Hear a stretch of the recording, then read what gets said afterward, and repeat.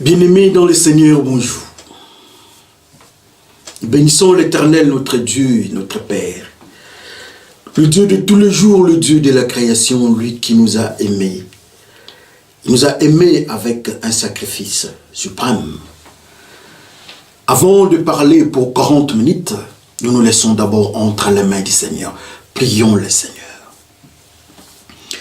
Le Dieu de tous les jours, le Dieu miraculeux, le Dieu fidèle, le Dieu puissant, le Dieu juste, lent à la colère prompte à écouter. Nous voici au devant de toi pour écouter ta parole. Car il est écrit que le Saint-Esprit viendra nous parler, nous enseigner toutes choses. Et c'est le moment, nous voici au devant de toi. Que le sang de l'agneau nous marque, que ce sang nous lave dans notre entièreté d'un corps, âme et esprit. Et ce qui va permettre que nous soyons capables de saisir les instructions données par le Saint-Esprit et vivre selon ces instructions-là. Par le nom de Jésus-Christ, Père, je te glorifie. Et je dis Amen. Bien-aimés dans le Seigneur, c'est une grande grâce de venir au devant de vous et parler de la part du Seigneur. Alors avant de commencer notre exhortation dans notre système de 40 minutes, nous allons donner d'abord le titre, l'intitulé de notre message. Notre message est intitulé « Double intrusion dénichée ». Alors, comme nous avons dit, double intrusion dénichée, nous avons deux petits textes. Le premier texte, c'est dans Marc. Nous avons Marc 11. Marc 11, du 12e jusqu'au 14e verset.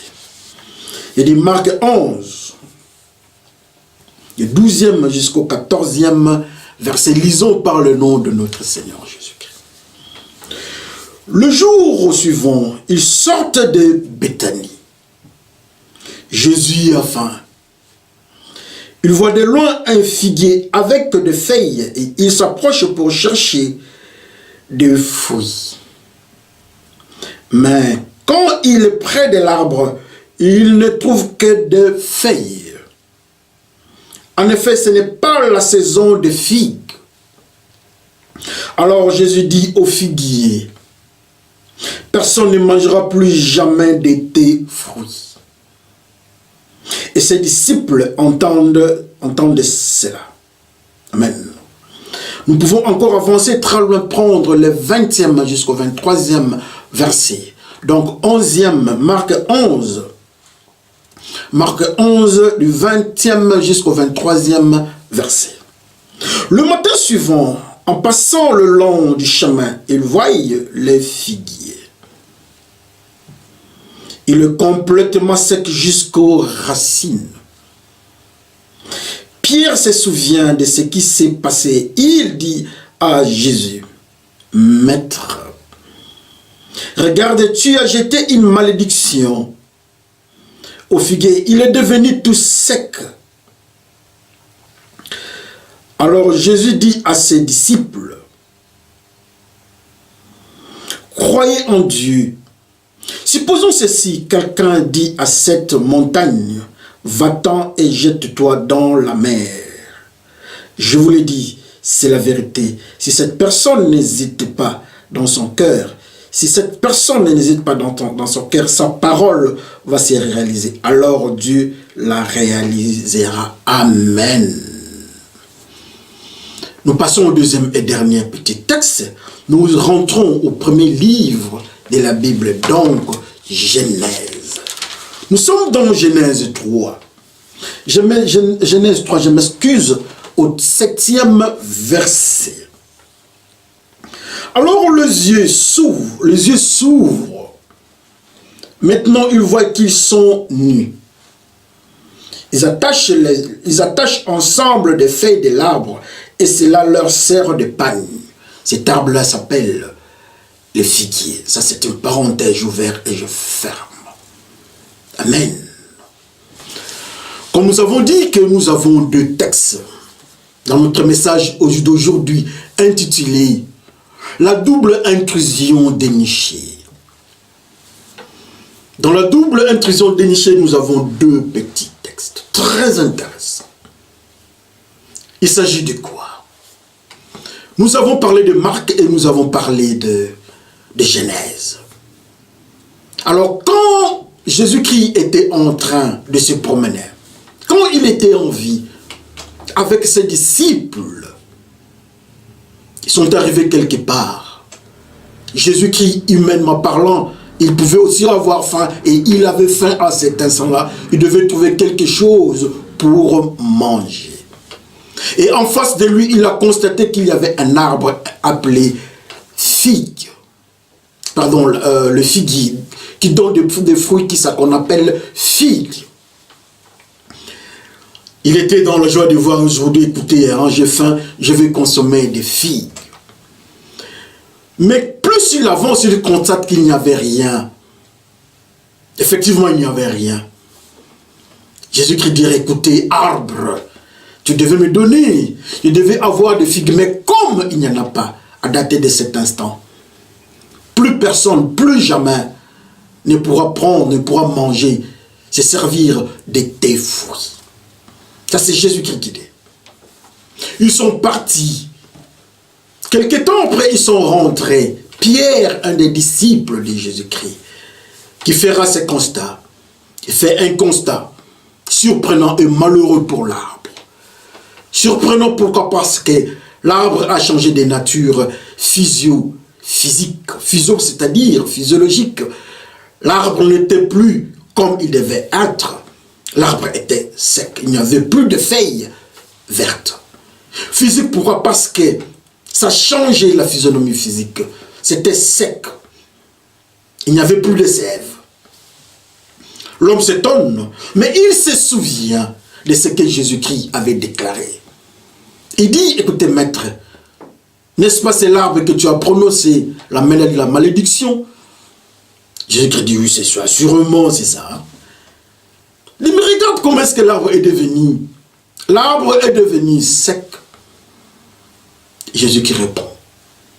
Il dit, tout ce que vous demandez en Dieu, sans douter,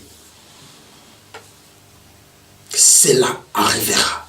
Même s'il faudra dire à une montagne de se déplacer pour se retrouver dans la mer. Aussi longtemps que vous n'avez pas de doute dans votre cœur, cela se réalisera. Ou encore, ayez la foi. Dans notre version, on parle de la foi. Alors, dans le deuxième texte que nous avons, c'est dans le livre de Genèse. C'est Adam et Ève. Nous avons parlé de deux personnes qui se sont retrouvées, au fait, nues. Mais qu'est-ce qui s'était passé avant qu'ils ne soient nus? Dieu a dit à l'homme, il a dit à l'homme, ne mangez pas. Ne mangez pas le fruit de cet arbre, le fruit de la connaissance du bien et du mal. Mais ils se sont mis à l'écoute du serpent. Avec la langue du serpent, ils ont mangé. Et comme première conséquence et immédiate, ils se sont retrouvés nus. Alors quand ils se sont retrouvés nus, dans leur réflexe, parce que leur maître, les diables qui leur avaient parlé, ils ont suivi le propos du diable qui était devenu leur maître. Il leur avait dit que vous aurez la connaissance. Alors dans la connaissance qu'ils ont fait, il fallait remplacer ce qui le couvrait pour qu'ils ne se voient pas nus. Qu'est-ce qu'ils ont fait?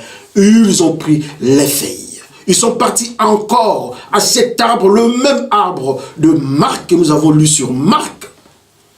Cet arbre-là que nous appelons figuier. Ils sont partis chercher les feuilles de figuier.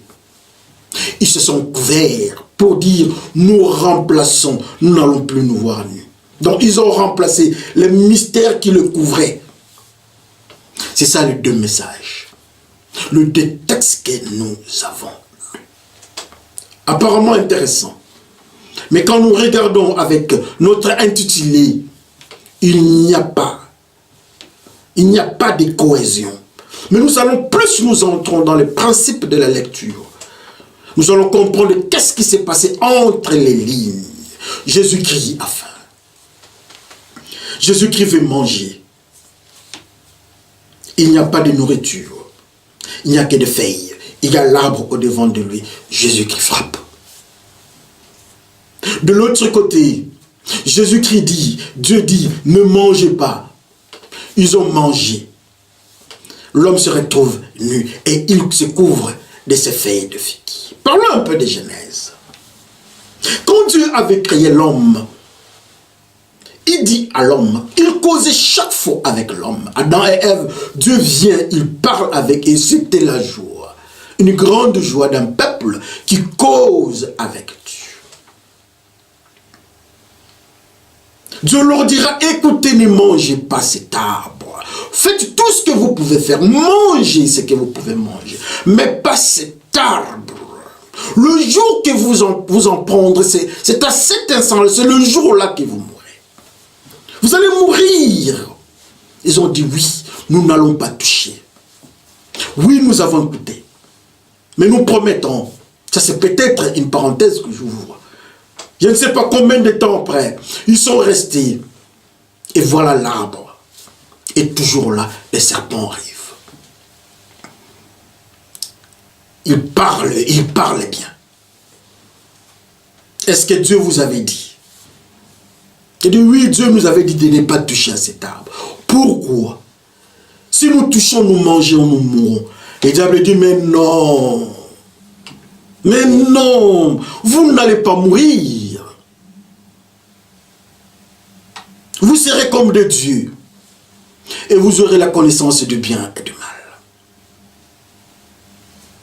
Et la Bible nous dit que Ève a vu que le fruit était bon. Elle en mange. Quand elle a mangé, et tout a changé. La Bible nous dit que la foi vient de ce qu'on entend. Ils avaient entendu le premier principe, c'était d'entendre la parole de Dieu. Et quand ils entendaient la voix de Dieu, la foi vient de ce qu'on entend, et ce qu'on entend vient de l'Éternel. Ils étaient dans la foi. Et tout s'est passé normalement. Et au moment où ils ont désobéi, le principe de la foi s'est cassé. La parole de Dieu s'est cassée dans leur. Ils ne pouvaient plus entendre la parole de Dieu. Ils se sont retrouvés nus. Le premier phénomène, quand ils étaient dans le principe de la foi, à l'écoute de Dieu, ils étaient couverts. Couverts de quoi? De la gloire de Dieu, du mystère de Dieu, de l'amour de Dieu. Mais le deuxième phénomène, quand ils ont péché, ils se sont retrouvés nus. Donc quelque chose était parti. L'homme et la femme ont perdu quelque chose. Ils ont perdu quoi? Ils ont perdu la gloire de Dieu. Ils ont perdu la gloire de Dieu. Comment? À cause de la continuité, du manque de la continuité de la foi, de l'écoute et obéissance à la parole de Dieu. Vous pouvez écouter, nous pouvons écouter la parole de Dieu, mais aussi longtemps que nous n'obéissons pas à cette parole, c'est une foi morte. Alléluia. Ils ont changé de comportement, ils se sont retrouvés. Surpris par ces phénomènes, ils se cachent, ils se mettent à côté de l'homme et la femme. Ils doivent trouver une solution immédiate. Quelle est la solution? Il faut remplacer les phénomènes de la nudité. Qu'est-ce qui les couvrait? Ils ne savaient pas, mais ils ont constaté qu'ils se sont retrouvés nus. Donc, ils doivent se couvrir. Frères et sœurs. Pour dire encore très loin, nous avons la connaissance. Nous avons mangé le fruit de la connaissance. Maintenant, nous avons la connaissance. Nous devons remplacer Dieu. Nous devons prouver à Dieu que nous sommes comme de Dieu. Leur ami, le diable, leur avait dit, le dragon, le serpent ancien, l'accusateur. Ils sont partis chercher ce qui pouvait remplacer Dieu, ce qui pouvait remplacer l'amour, la présence de Dieu, la pureté, la crainte de Dieu. Ils ont la connaissance. Ils sont entrés, je m'excuse, dans la recherche. Dans leur labo, ils sont partis vers cet arbre qu'on appelle le figuier. Pour remplacer la gloire de Dieu, c'est le figuier qui est choisi. Ils ont dit au revoir l'obéissance à Dieu. Soyez le bienvenu, les figuiers. Dieu part avec ta pureté, part avec le fruit des vies, part avec tout ce que tu pouvais. Nous maintenant, nous sommes dans la connaissance, nous sommes dans la recherche, nous avons découvert. C'est la première découverte de l'homme, dans la recherche, car les diables leur avaient dit que vous aurez la connaissance. Combien aujourd'hui dans nos maisons, nous sommes en train de remplacer Dieu? Combien aujourd'hui? L'homme veut remplacer la pensée, l'homme veut remplacer l'amour de Dieu. Combien aujourd'hui? Nous sommes en train de partir dans de différentes dimensions, cherchant à couvrir Dieu, cherchant à couvrir, à égaler ce que Dieu avait fait. Nous voulons aussi faire dans nos recherches. Et comme conséquence, Dieu n'est plus avec nous. À cause du serpent, à cause de la désobéissance, l'homme devient un chercheur. Mais quel type de chercheur? De la connaissance du bien et du mal. Pour dire encore, dans l'homme maintenant, il y a deux phénomènes, 50% de bien et 50% de mal. Or, Dieu est pur, il est 100% pur. Au-dedans de Dieu, il n'y a pas de mal. Dieu repousse l'homme. C'est pour ça que nous voyons aujourd'hui dans nos églises, dans nos communautés chrétiennes, nous voyons comment est-ce que nous sommes en train de remplacer la parole de Dieu par nos connaissances, par la théologie, par nos comportements de coutume, par nos comportements dans nos cultures, dans nos philosophies. Nous remplaçons, ça c'est le phénomène, le manque de la couverture de Dieu. Et comme Dieu est parti, nous devons les remplacer avec nos cultures, avec nos philosophies. Il n'y a pas de Dieu. Jésus-Christ n'est pas Dieu. Mais la Bible nous dit que Jésus-Christ est Emmanuel. Emmanuel signifie Dieu parmi nous. Est-ce que nous pouvons comprendre que nous avons porté les feuilles de figuier? Est-ce que nous pouvons comprendre que ce que nous sommes en train de faire n'est pas du goût de Dieu?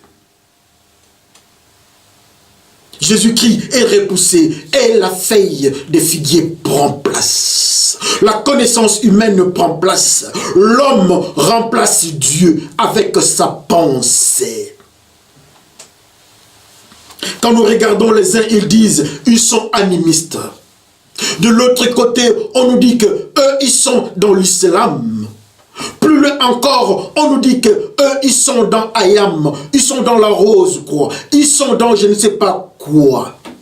Tout cela, c'est parce que nous nous sommes retrouvés nus. Oh, l'homme se retrouve nu. La première intrusion, c'est la feuille de figuier qui se retrouve dans le jardin de Dieu en pleine action.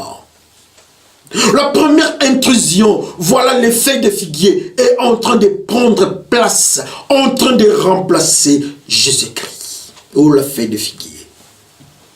La feuille de figuier, elle est symbole de la philosophie humaine, de la sagesse humaine. Il n'y a pas de péché. Oh, la feuille de figuier. Les enfants d'Israël disent à leur tour que Dieu, le Seigneur, l'Éternel, nous a abandonnés. Oh, la feuille de figuier. Les uns disent, nous pouvons nous remarier. Même les pasteurs, nous pouvons nous remarier. Ça, c'est la première inclusion dans Adam et Ève. La feuille de figuier. Nous avons écarté Jésus-Christ. Nous avons notre propre philosophie comparable à Jésus-Christ. On ne se compare pas à la parole de Dieu. Jésus-Christ est la parole de Dieu, n'est-ce pas? La feuille de figuier est en train de prendre place. Notre culture, nos cultures sont en train de prendre place. Alors nous appelons ça intrusion. Adam et Ève en train de trembler, dit, oui Dieu, merci beaucoup, au revoir. Maintenant, nous sommes des chercheurs. Nous avons découvert un semblable, ce qui peut nous couvrir. Alors, toi, tu as découvert quoi? Tu peux remplacer Dieu. Oh, la feuille de figuier. C'est un intrus en face de nous. Tout ce que nous sommes en train de faire en dehors de Dieu, c'est un intrus, c'est une intrusion. Comme la feuille de figuier a remplacé la gloire de Dieu. Mais on frappe à côté, frères et sœurs. Des fois, nous partons, nous avons le cours de théologie. Nous avons des enseignements de théologie. Bravo. Mais que ça ne soit pas une feuille de figuier. Que ça ne soit pas une intrusion dans la maison de Dieu. Aussi longtemps que la philosophie n'est pas... aussi longtemps que la philosophie entre dans la logique de Dieu, ça devient une intrusion. Ça devient la feuille de figuier. Et Dieu nous repousse. Nous avons des apparences. Quand les animaux pouvaient voir Adam et Ève, assurément ils diront, ces gens-ci causent toujours avec Dieu. Parce qu'ils avaient nommé les animaux. Ils avaient une apparence de Dieu. Mais Dieu lui-même savait, et eux-mêmes ils savaient qu'ils étaient en conflit, en séparation avec Dieu. Mais ils étaient en contact avec la feuille de figuier qu'ils avaient développée comme méthode de remplacement de la gloire de Dieu. Mais Dieu dit aujourd'hui, il dit aujourd'hui que c'est une intrusion. Jamais quelque chose peut remplacer la gloire de Dieu. Jamais la philosophie, jamais le mathématique, jamais la métaphysique, que sais-je encore. Ça ne peut jamais remplacer la gloire de Dieu. Adam et Ève se couvrent de la gloire des feuilles et de figuier. C'est une intrusion. Alors toi, tu te couvres de quoi aujourd'hui? L'homme se rebelle. L'homme devient une autre personne. L'homme n'est plus ce que Dieu avait voulu qu'il soit.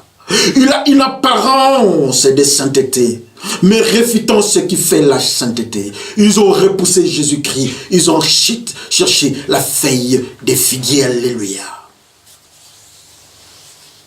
L'intrusion. La première intrusion. Nous avons parlé de double intrusion. Voilà la feuille des figuiers. Prend place. Ou au jardin de Dieu, en train de défier Dieu en face. Dans son propre jardin, Dieu est écarté, la gloire de Dieu est écartée. Nous n'obéissons plus à Dieu. Nous sommes devenus des chercheurs. Et comme preuve, nous sommes couverts. Couverts de quoi? De la feuille, ou bien des feuilles des figues. Qu'est-ce qui peut remplacer Dieu dans ta vie? Si eux, ils étaient couverts de feuilles de figuier, alors toi, tu es couvert de quoi? Pour remplacer Jésus-Christ, j'ai peur. L'homme s'est rebellé. L'homme s'est révélé dans tout ce qu'il pouvait faire. L'homme s'est rebellé. Nous sommes partis très loin, jusque même à dire la pornographie chrétienne. Nous sommes partis loin pour dire même le yoga chrétien. Qu'est-ce qui nous reste encore? Qu'est-ce qui nous reste, frères et sœurs? J'ai peur que chacun regarde sa vie. La première intrusion, la feuille de figuier, en train de menacer Dieu dans son propre jardin. Allons un peu plus loin dans le livre de Marc. On nous parle, de Genèse. Nous avons terminé avec Genèse, mais allons plus loin maintenant avec Marc.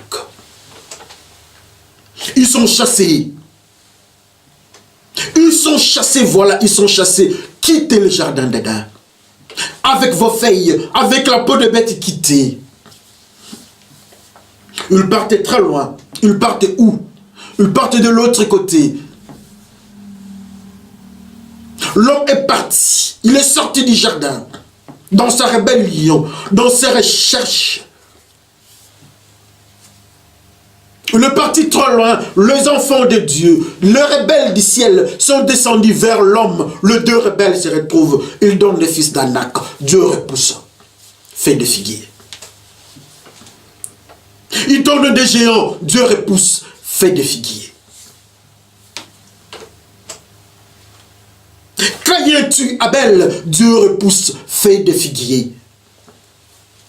Nimrod devait aller vers les ciels sans passer par la pierre. Il cherche des briques, Dieu repousse feuille de figuier. Les enfants d'Israël refusent la main de Dieu. Nous voulons vivre comme les autres, nous voulons un roi. Dieu repousse feuille de figuier et voilà Saoul. Dans tout cela, nous avons vu. Mais maintenant, ma question est, alors toi, à quel niveau Dieu te repousse?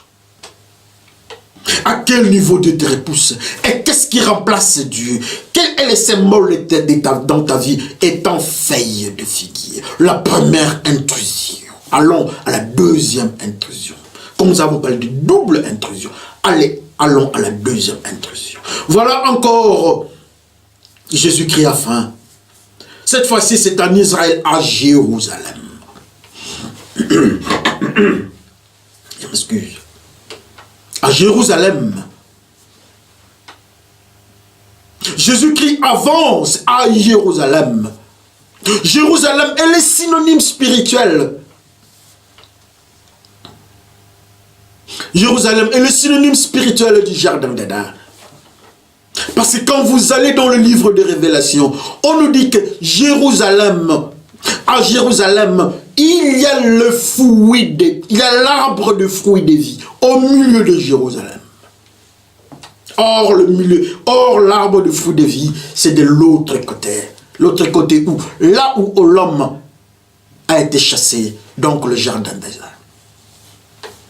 Mais voilà, Jésus-Christ se retrouve dans le deuxième jardin qui s'appelle Jérusalem. Arrivé à Jérusalem, il constate un phénomène. L'agitation des enfants de Dieu. Ils ne veulent pas accepter Jésus-Christ. Il y a les péchés dans cette zone. C'est le même phénomène, la philosophie qui continue. Il constate quoi? Jésus-Christ a faim. Jésus qui veut manger, mais il va manger quoi? Une nourriture qui doit se trouver dans Jérusalem.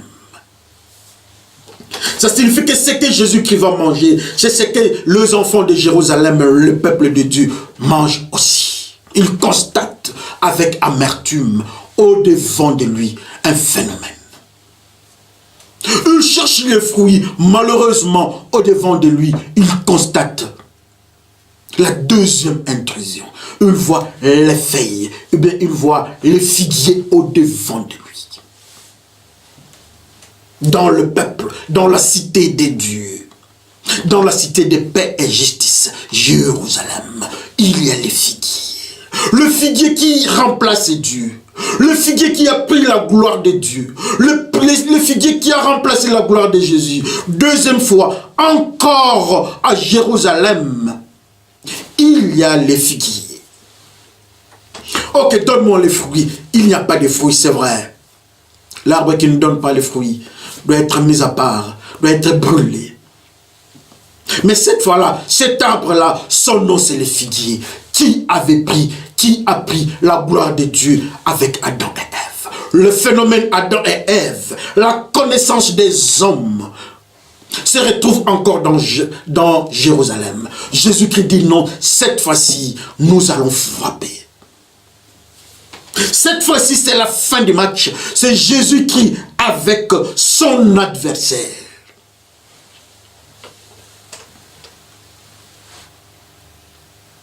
Cette feuille de figuier remplace la gloire de Dieu qui a donné la connaissance à l'homme et à la femme, c'est le diable. Il dit, ne prenez pas Jésus-Christ. Ne prenez pas le fruit de vie qui est Jésus-Christ, mais prenez ces fruits de connaissance du bien et du mal. Et comme conséquence, allez de l'autre côté, vous allez prendre quelque chose qui va remplacer Jésus-Christ. Cette tenue est donnée par les diables. Donc la feuille de figuier, les diables donnent à Adam et Ève pour remplacer Jésus-Christ, qui est la robe qui couvre les saints, qui est la gloire des saints, la gloire de Dieu sur les saints. En face de Jésus-Christ, il y a la tenue que le diable a donnée à Adam et Ève, la feuille de figuier. Jésus-Christ doit arrêter le processus. C'est la deuxième intrusion. Ça se trouve où? Ça se trouve encore malheureusement dans la maison de Dieu, dans le peuple de Dieu. Comme on avait constaté dans le jardin des dieux, dans le jardin d'Éden, il y avait les feuilles de figuier avec Adam et Ève. Ils se couvrent des feuilles de figuier. Cette fois-ci, Jésus-Christ dit, je dois arrêter. La malédiction est sans cause. Mais cette fois-ci, la malédiction a une cause. Donc, ça va se réaliser. Il frappe, il prononce. Il prononce, cet arbre se sèche. Le processus s'arrête. Spirituellement parlant, les enfants d'Israël se sont débarrassés de la tenue d'Adam et Ève dans le péché. C'est Jésus-Christ lui-même qui est venu et c'est la délivrance. La double intrusion, mais dénichée. Par qui? Il y avait des prêtres. Il y avait un grand prêtre. Il y avait l'armée romaine. Il y avait l'autorité romaine en place. Il y avait Barabbas. Il y avait des coutumes. Il y avait tout ce qu'on pouvait voir dans le peuple, parmi les peuples de Dieu. Mais malheureusement, ils étaient incapables de dénicher et d'arrêter le processus que les diables avaient commencé depuis le jardin d'Éden. Mais Jésus-Christ vient. Il dit, maintenant au chemin. Oui, nous savons que nos ancêtres avaient commencé. Oui, nous savons, c'est la coutume que nous avons commencé depuis longtemps. Ça, c'est Adam et Ève avec le feuille de figuier. Mais aujourd'hui, on nous appelle chrétiens. Aujourd'hui, on nous appelle enfants de Dieu. Jésus-Christ, il vient, il constate que nous qui sommes Jérusalem, que nous qui sommes la femme, Jésus-Christ constate que nous avons encore la feuille de figuier parmi nous, ou bien dans nous. Quel malheur. Quel malheur. Les enfants d'Israël disent, nous voulons rentrer en Égypte. Il y avait des concombres.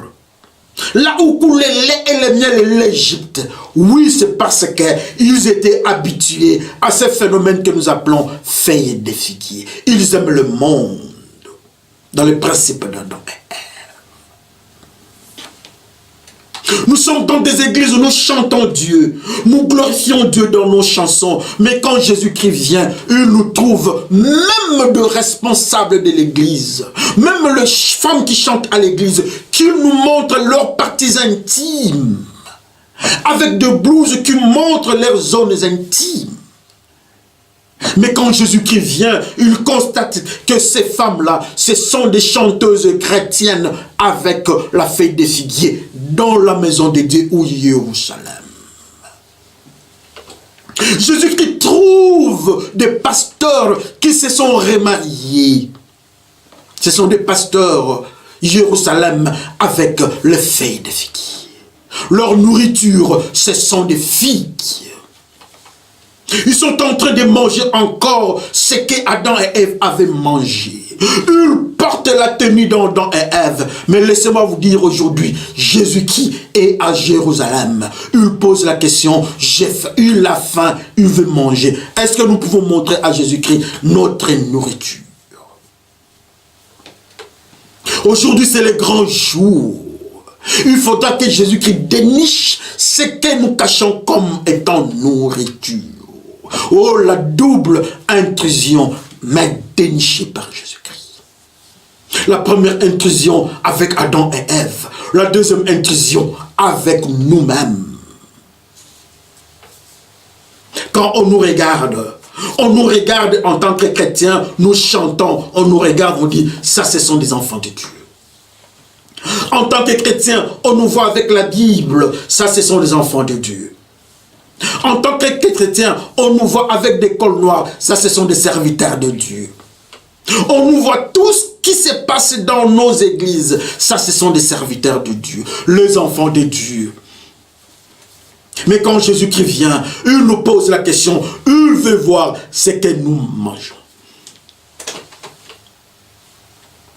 Qu'est-ce que nous mangeons? Qu'est-ce que nous portons? Qu'est-ce qui nous couvre? Adam et Ève couverts par... Ils se sont décidés de se couvrir avec le fait de figuier. Leur connaissance, leur demande, leur vouloir, leur désir fait de figuier. Mais alors toi tu te couvres de quoi? Dans le péché que tu évolues, dans le péché que moi je suis en train d'évoluer, je me couvre de quoi? Pas de la gloire de Dieu. Nous nous couvrons d'autres choses qui s'appellent spirituellement les feuillets de figuier.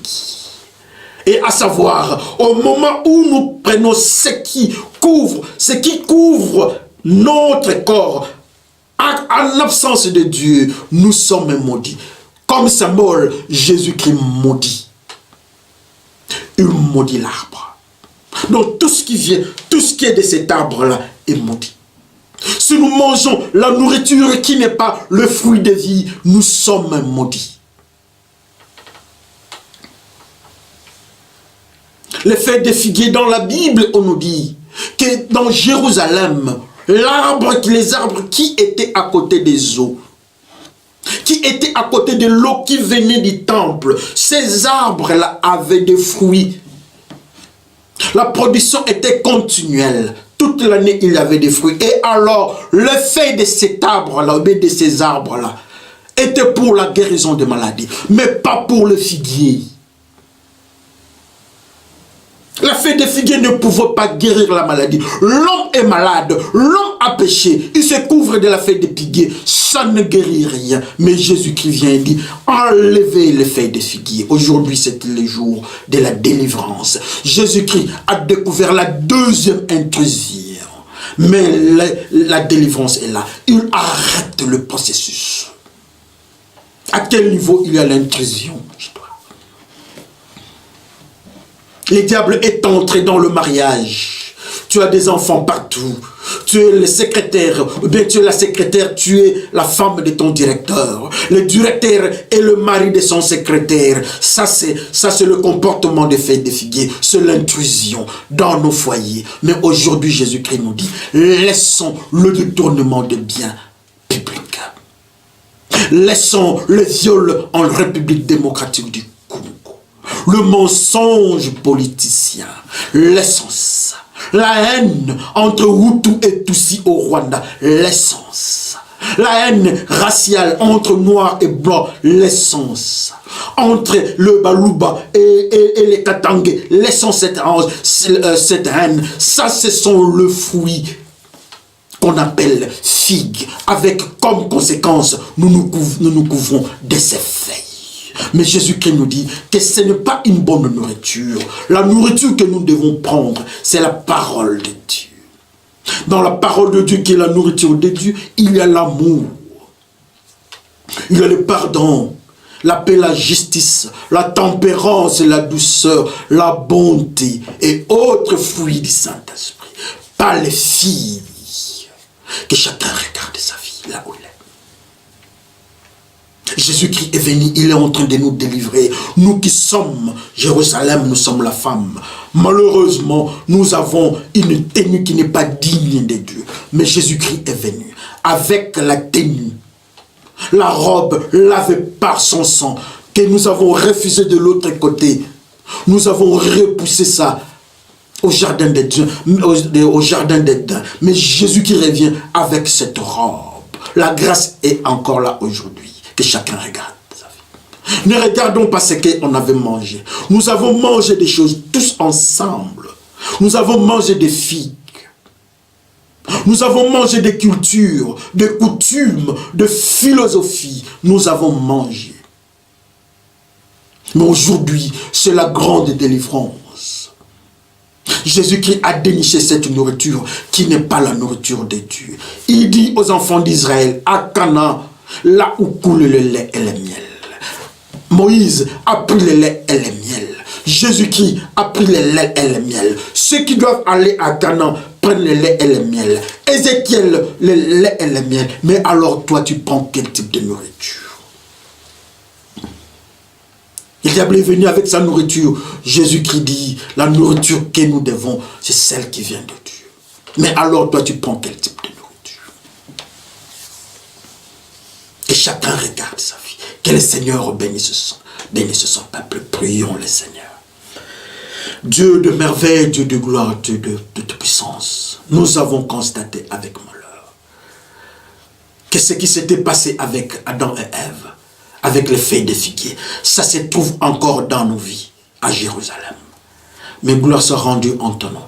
Tu as découvert ça et tu as détruit des processus. Merci Seigneur. Pardonne-nous dans la manière dont, de cette façon Seigneur, nous serons capables de suivre. Pardonne-nous Seigneur. Nous voulons suivre ta parole. Nous voulons avoir la nourriture digne de repentance, qui est la parole de Dieu. Merci pour cet temps merveilleux. Par le nom de Jésus-Christ, Père, je te glorifie. Et je dis Amen. Souvenez-vous, nous avons une nouvelle tenue. La robe lavée par le sang de l'agneau. La feuille de figuier est tombée. Et le processus de figuier est brûlé et arrêté. Que le Seigneur bénisse son peuple. Merci et à la prochaine.